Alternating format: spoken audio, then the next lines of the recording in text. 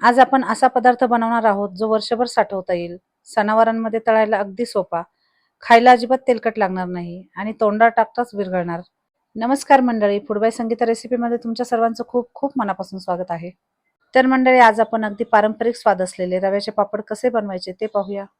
रव्याचे पापड बनवायला खूप कमी साहित्य लागते आणि बनवायला वेळ सुद्धा खूप कमी लागतो. तुम्ही एकटे जरी असाल तरी अगदी सहज हे रव्याचे पापड बनवू शकता. आणि महत्त्वाचं म्हणजे योग्य साहित्य वापरून योग्य प्रमाण घेऊन जर तुम्ही हे पापड बनवले तर तुमचे पापड चिरणार सुद्धा नाही आणि तुटणार सुद्धा नाही. एकदम परफेक्ट तुमचे पापड तयार होतील. पापड बनवण्याची पद्धत खूपच साधी सोपी, पण चव म्हणाल तर अगदी अप्रतिम लागते. आणि तेलाचा एकही थेंब न वापरता अगदी सोप्या पद्धतीने बनवलेले हे रव्याचे पापड वर्षभर छान सहज टिकतात. चला तर मग अगदी तोंडात टाकताच विरघळणारे रव्याचे पापड कसे बनवायचे ते पाहूया. तर आता रव्याचे पापड बनवण्यासाठी सर्वात आधी काय करायचं, एक भांडं घ्यायचं. वाटी, ग्लास किंवा फुलपात्र असं कुठलंही एक भांडं घ्यायचं. इथे मी एक कप घेतला आहे. आता या कपानेच मी सर्व साहित्य मोजून घेणार आहे. तर इथे आपण एक वाटी रवा घेतला. हा रवा अगदी बारीक आहे, पण तुमच्याकडे जर जाड रवा असेल ना तर मिक्सरमध्ये तो थोडा बारीक करून घ्यायचा. आता एक मोठं भांडं घ्यायचं आणि त्यामध्ये थोडं जास्तीचं पाणी घालायचं आणि त्यामध्ये हा कपामध्ये मोजून घेतलेला रवा घालायचा. रवा आणि पाणी हे दोन्ही साहित्य चांगले मिक्स करून घ्यायचे. आणि काय करायचं, रवा आणि पाणी चांगलं मिक्स झालं की यावर थोडा वेळ झाकण ठेवायचं. अगदी 5 ते 7 मिनिट आपल्याला यावर झाकण ठेवायचे आहे. पाण्यामध्ये रवा घातल्याने काय होतं, त्यामुळे थोडा रवा पण भिजतो आणि रव्याचे जे काही थोडेफार काळपट पाणी असते तेही निघून जाते. आता जोपर्यंत रवा भिजतोय तोपर्यंत गॅसवर एक जाडसर भांडं गरम करायला ठेवायचं. आणि ज्या कपाने आपण रवा मोजून घेतला होता त्याच कपाने आपल्याला यामध्ये पाणी घालायचे आहे. तर या कपाने आपण 1 कप रवा मोजून घेतला होता. आता या भांड्यामध्ये 6 कप पाणी घालायचे.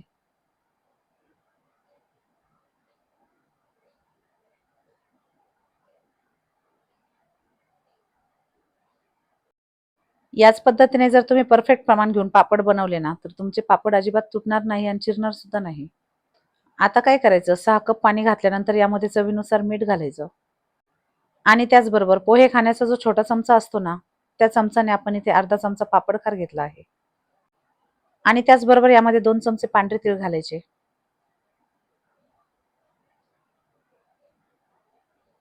आता तुम्हाला जर आवडत असेल तर यामध्ये थोडे चिली फ्लेक्स घालायचे. त्यामुळे सुद्धा पापड चवीला छान लागतात. आता काय करायचं, हे सर्व साहित्य मिक्स करून घ्यायचं आणि यावर झाकण ठेवायचं. इकडे आपला रवाही छान भिजला आहे. आता रव्यावरील झाकण काढायचं आणि अगदी अलगद यावरचं सगळं पाणी काढून टाकायचं. अशा पद्धतीने रव्यामध्ये जे काही मातीचे कण वगैरे असतात ते सगळे निघून जातात. तुम्ही पाहू शकता रवा छान पांढरा शुभ्र झाला आणि खराब पाणी सुद्धा निघून गेले. आता आपल्याला यामध्ये 2 कप पाणी घालायचंय. पण ज्या कपाने आपण 6 कप पाणी मोजून घेतले होते त्याच कपाने यामध्ये पाणी घालायचंय. म्हणजे ते 6 कप आणि हे 2 मिळून 8 कप पाणी आपण यामध्ये घातले.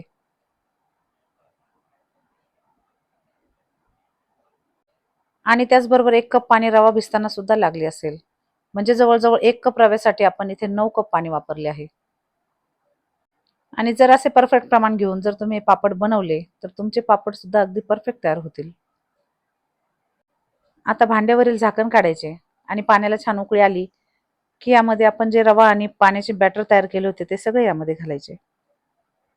एकदम न घालता अगदी थोडे-थोडे यामध्ये बॅटर घालायचे आणि एका बाजूने चमच्याने हलवत राहायचे.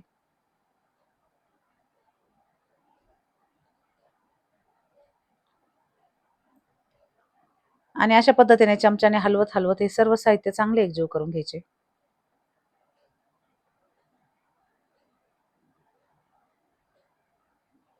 आता हे सर्व मिश्रण चांगले घट्ट होईपर्यंत गॅस मोठाच ठेवायचा आणि एकसारखे साहित्य हलवत राहायचे.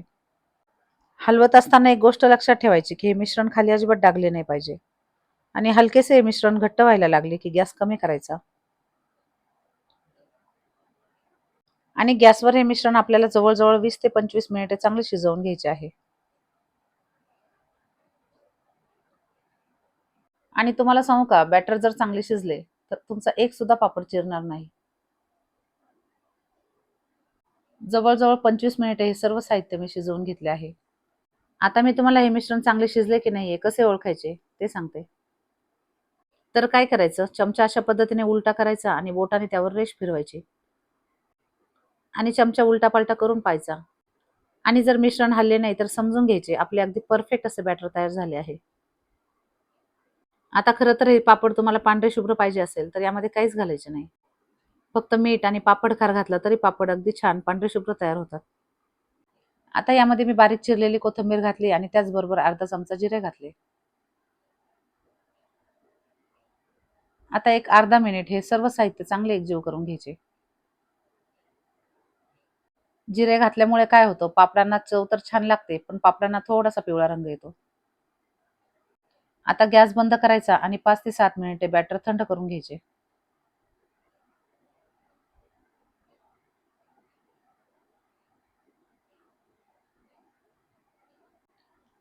तर जवळ-जवळ 10 मिनिटे हे बॅटर मी चांगले थंड करून घेतले. आता एका प्लास्टिकच्या कागदावर आपल्याला हे पापड घालायचे आहे. पळीने अशा पद्धतीने थोडे-थोडे बॅटर घालून आणि चमच्याने थोडे-थोडे हलवून अशा पद्धतीने छान असे गोल-गोल पापड घालायचे. आणि महत्त्वाचं म्हणजे हे पापड आपल्याला खूप पातळ घालायचे नाही. हलकेसे जाडसरच हे पापड आपल्याला ठेवायचे आहे. आणि हे पापड बनवायला इतके सोपे आहे ना, की तुम्ही एकटे जरी असाल तरी अगदी सहज हे पापड बनवू शकता. आता इथे मी 1 कप रव्याचेच पापड बनवले. पण जर तुम्हाला जास्तीचे पापड बनवायचे असेल, तर जसं मी तुम्हाला 1 कप रव्याचं प्रमाण सांगितलं, त्याच पद्धतीने तुम्ही 2, 3, 4 जितक्या प्रमाणात रवा घ्यायचा आहे, तितक्या प्रमाणात रवा घेऊन सर्व साहित्य मोजून घ्यायचं. आणि अशा पद्धतीने जसे आपण पळी पापड घालतो ना, त्याच पद्धतीने हे सर्व पापड घालायचे. आणि जर आपण योग्य प्रमाणात सर्व साहित्य मोजून घेतले ना, तर शेवटपर्यंत हे बॅटर अगदी जसेच्या तसे राहते. बॅटर घट्ट सुद्धा होत नाही आणि शेवटपर्यंत आरामात आपल्याला हे पापड बनवता येतात. तर आता सगळे पापड इथे आपण घातले आहे. अगदी एकसारखे आणि गोल-गोल असे पापड आपले तयार झाले. 2 दिवस पापड उन्हामध्ये छान कडक वाळले. तुम्ही पाहू शकता खूपच सुंदर असे आपले रव्याचे पापड तयार झाले आहे. आता 1 कप रव्यापासून माझे 55 ते 60 पापड तयार झाले. पण आपण कप मोठा, छोटा किती प्रमाणात घेतो त्यावर पापडाचे प्रमाण अवलंबून असते. आता जे पापड कडक वाळले ते इथे मी तुम्हाला दाखवत आहे. आणि काही पापड हलकेसे ओले आहे ते पापड मी उन्हामध्येच ठेवले. कोथिंबीर आणि जिरे घातल्यामुळे पापडाला रंग पण छान आला आणि त्याचबरोबर पापड चवीला सुद्धा खूपच भारी झाले. आता मी तुम्हाला पापड तेलामध्ये तळून दाखवते. पापड तळून घ्यायच्या आधी काय करायचं, तेल असे कडकडीत गरम करून घ्यायचे. आणि कडकडीत तेल गरम झाल्यानंतरच यामध्ये पापड सोडायचा. तर तुम्ही पाहू शकता अगदी दुप्पट-तिप्पट फुलणारा आपला रव्याचा पापड तयार झाला आहे. आणि तेलात टाकताच दुप्पट-तिप्पट फुलणारा हा पापड बनवायला किती सोपा आहे हे तुम्ही पाहिलेच असेल.